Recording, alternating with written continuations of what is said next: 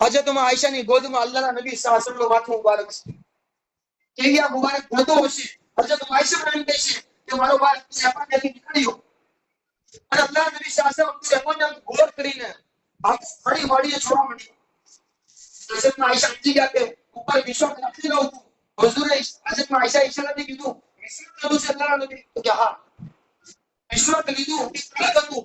હજરત આયશા પોતાના મોઢામાં લીધું ને અલ્લાહના નબી સલ્લલ્લાહુ અલૈહિ વસલ્લમને મોઢામાં વિશ્વાસ કરાવ્યું.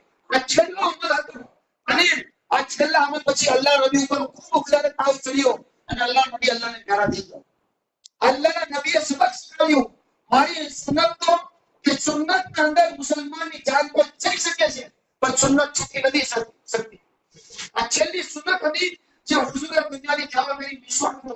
અને આજે હું ખાલી પૂછું મુસલમાનોને કે હુઝુરનો છેલ્લો અમલ દુનિયાની જવા મેરી નમાઝ અને આ વિશ્વાસનો છે. આપણું સૌથી પહેલું